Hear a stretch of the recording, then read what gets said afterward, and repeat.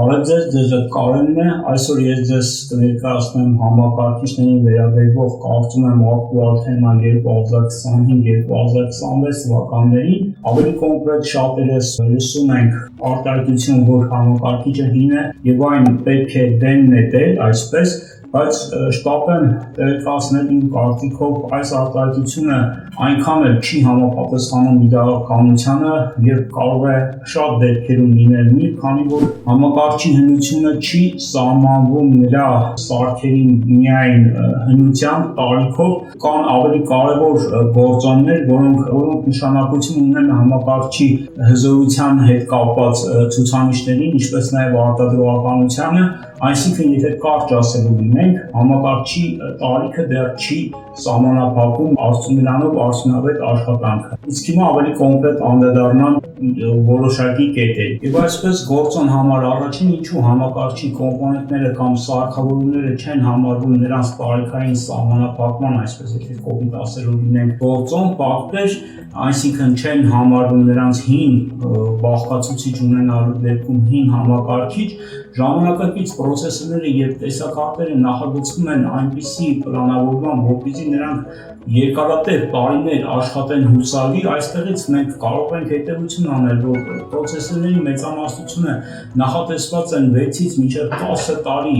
ստաբիլ աշխատանքի համար առնվազն, եթե նրանք ճիշտ կերպով սպասարկվեն եւ խնայվեն, առանց դեգրադացման նրանք կաշխատեն ավելի քան 10 տարի, նույնիսկ եւ այստեղից բխում է, որ միայն պրոցեսորի հին լինելը դեռ չի նշանակում, որ նա այլևս ակտուալ չէ։ Պրոբլեմներին ակտուալությանը անդրադառնում են ավելի շատ ջերմամածուկի չորացումը, այս դեպքում կնշեի 2-ից 6 տարի ժամկետով չորացված արդեն ջերմամածուկները, որոնք կարող են անդրադառնալ պրոցեսորի աշխատանքի վրա, ինչպես նաև խցանված քոշով քուլերները, այսպես ասեմ, որոնք կարող են նույնպես հին հանդիսանալ, որպեսզի համակարգչին վերագրվի նրա հին լինելը, քեյսում համակարգչային բլոկում գտնվող բարձր ջերմաստիճանը, օդը, որը նպաստում է թրոթլինգին, այսինքն ուշացումներին, ծրագրային ապահովման ուշացման աշխատանքին,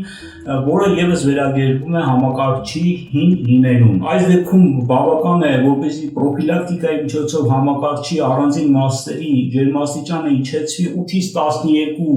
աստիճան եւ այս դեպքում շատ հաճախ դեպքերում արդեն համակարգը սկսում է, այսպես ասած, ողջանալ, ապրել ավելի պրոդուկտիվ եւ անետանուն պրիզները հաճախականությունը դառնում է ավելի համաչափ, մեր համակարգը աշխատում է ավելի ստաբիլ։ Սա առաջին կետը։ Հիմա ասեմ հաջորդ երկրորդ կետին, որտեղ է իրապես նվազում համակարգչի արտադրողականությունը, որը հաճախ շփոթում են հին համակարգչի հետ։ Սովորաբար պրոցեսորների թույլատրելի վերին սանդղակը ջերմաստիճանի, որի դեպքում նրանք կարող են ըստ կայուն աշխատել, չէ 95 աստիճանն է, տեսակարգերի դեպքում 83-ից 88 աստիճանն է, որից հետո արդեն կարող են առաջացնել տրոթլինգներ եւ պրիզներ, իսկ եթե ավելի կոնկրետ նշելու լինեմ, արդեն 70-ից 75 աստիճաններում բուստ հաճախականությունը կարող է ավտոմատ կերպով իջեցնել թե պրոցեսորի թե տեսակարգի դեպքում համակարգչի արտադրողականությունը իջնում է 10-ից 20%-ով եւ սա նույնպես վերագրվում է, որ համակարգիչը հին է, թույլ է եւ այն պետք է դեն նետել։ Հաջորդ գործոնը էլեկտրոսնությունն է,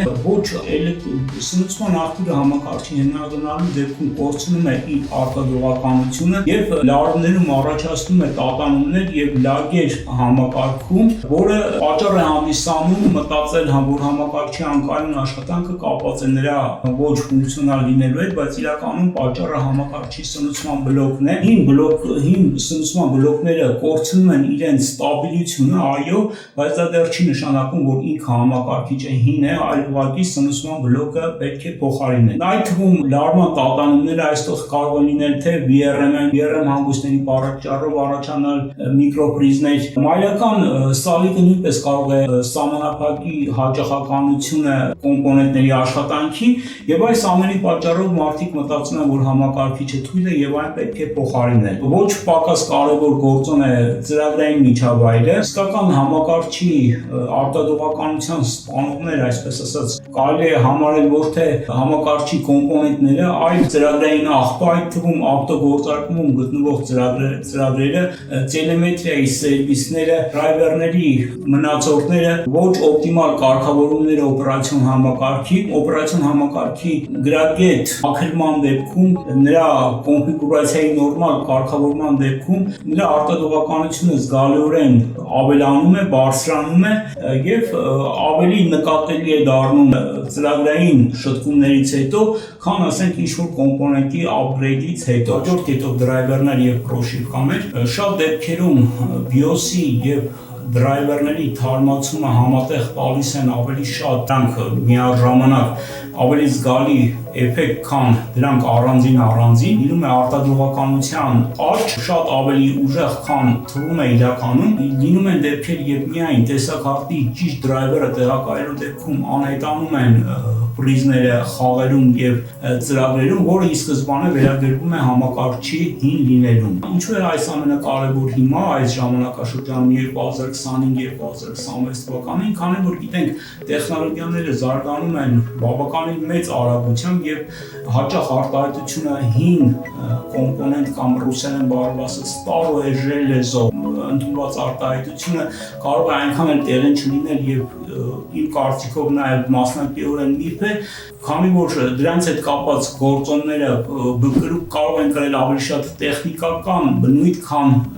իրական արտացոլել համակարգչի իրավիճակը, ինչ հետևություն կարող ենք անել գրագետ օպերացիոն համակարգի տեղ սպասարկումը թե ծրագրային, թե կոմպոնենտային կարող է տալ զգալիորեն արդյունքներ, քան համակարգչի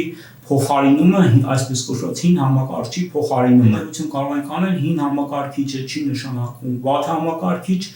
մեծ նամաստությամբ այդպիսի համակարգիչների տարիքը չի սահմանափակվում նրա հնությամբ, այլ ավելի կարևոր գործոններ են այստեղ համակարգչի ջերմաստիճանը, օպերացիոն համակարգի ծրագրային, այսպես ասած, մաքուր լինելը, համակարգչի սնուցման բլոկի ստաբիլությունը, նաև կարգավորումները, այս ամենը միասին տալիս են ավելի շատ արդյունք, քան այսպես կոչված համակարգիչը հինը եւ այն կարող է ենթակա է փոխարինման։ Եթե տեսանյութը ձեզ համար հետաքրքիր է, հետագայում կարող եմ ձեզ ներկայացնել կոնկրետ պրակտիկ օրինակներ օպտիմիզացիայի եւ տեղ սպասարկման, բայց ոչ այնքան շուտ կարծում եմ։